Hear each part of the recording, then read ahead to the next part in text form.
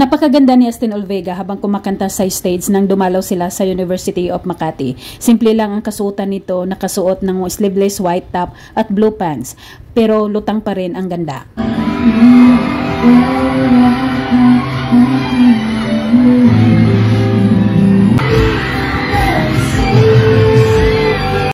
Lalong naghihiyawan ng mga tao nang bumaba sa audience area ang dalaga habang patuloy ito sa pagkanta at kinuha isa-isa ang mga inaabot na gift para sa kanya na galing sa mga fans.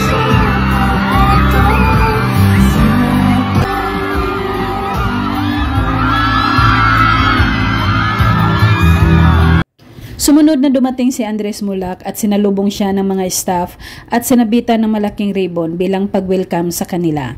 At pag-akyat niya sa stage, grabe ang hiyawan ng mga tao.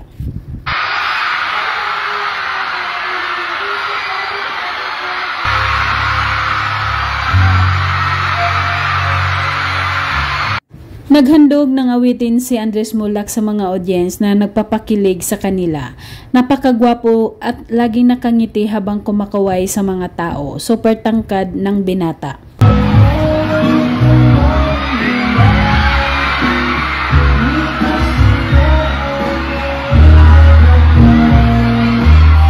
Katulad ni Astin Olvega, bumaba din si Andres Mulak sa audience area para malapitan ang mga ito habang patuloy na kumakanta.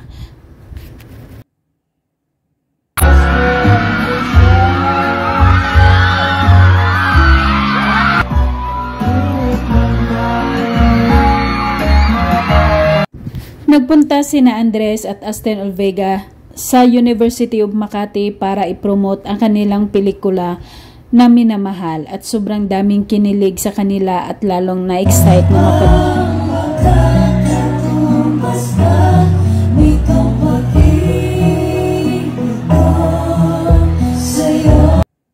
Siguradong papatok ang kanilang kauna-unahang pelikula na magkasama dahil marami nga ang nagmamahal sa kanilang tambalan. Lalo na ang mga Gen Z ngayon na excited na mapanood ang movie nila.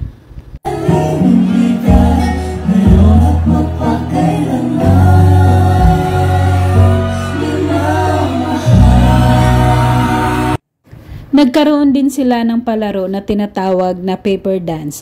Mukhang nag-enjoy ang Asdres na nakisali din sa naturang laro na panay ang tawanan nilang lahat.